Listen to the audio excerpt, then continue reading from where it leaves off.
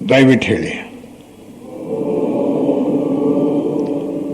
ಓಂ ಭುವಃ ಓಂ ಸುವಃ ಓಂ ಮಹಃ ಓಂ ಜನಃ ಓಂ ತಪಃ ಓಂ ಸತ್ಯಂ ಓಂ ತತ್ಸವಿತುರ್ವರೆಣ್ಯಂ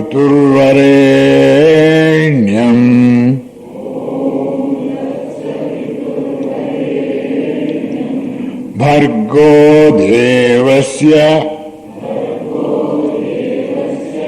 ಧೀಮಹಿ ಧಿಯೋ ಯೋ ನಃ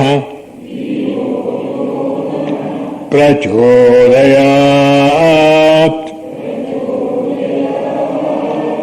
ಓಮಾಪೋ ಜ್ಯೋತಿ ರಸೋ ಅಮೃತಂ ಬ್ರಹ್ಮ ಭೂರ್ಭುವಸ್ಸುವರೂ.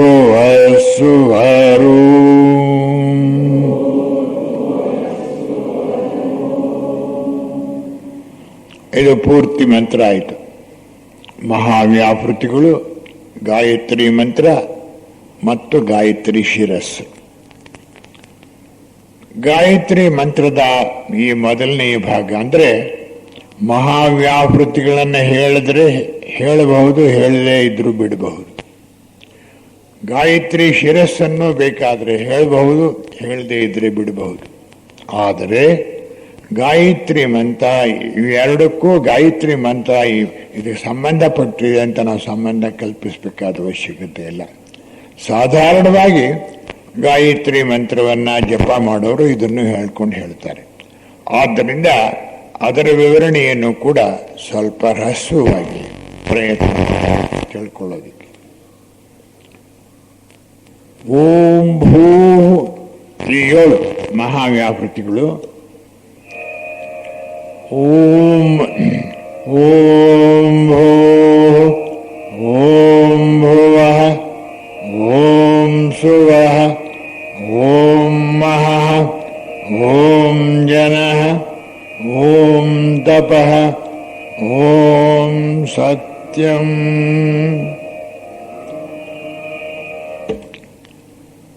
ಅಂದರೆ ಈ ಸೌರ ಬ್ರಹ್ಮಾಂಡದಲ್ಲಿ ಯಾರು ಈ ಮಹಾವ್ಯಾಪೃತಿಗಳನ್ನು ಉಚ್ಚರಿಸ್ತಾರೋ ಆ ಉಚ್ಚಾರಣಾ ಕಾಲದಲ್ಲಿ ಇದರಿಂದ ಉತ್ಪತ್ತಿಯಾಗುವ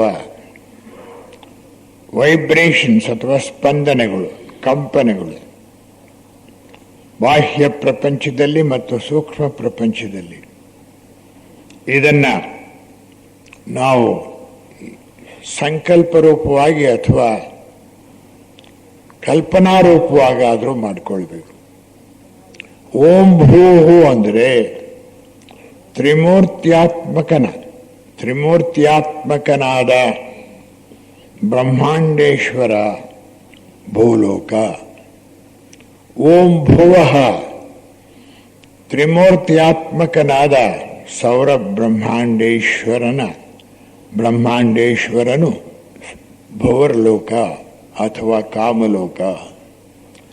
ಓಂ ಸುವಃ ಇದೇ ಬ್ರಹ್ಮಾಂಡೇಶ್ವರನು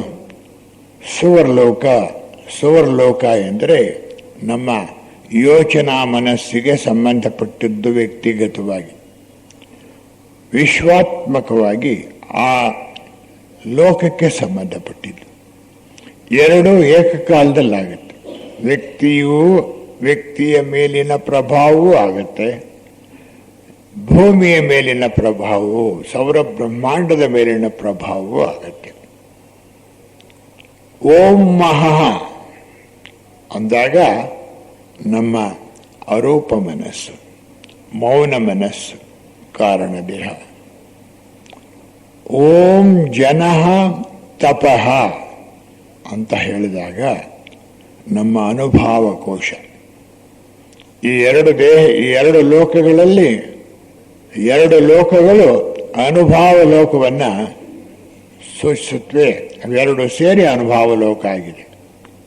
ಕೊನೆಯದಾಗಿ ಸತ್ಯಂ ಎಂದರೆ ಈ ಸಪ್ತ ಲೋಕಗಳಲ್ಲಿ ಕೊನೆಯದು.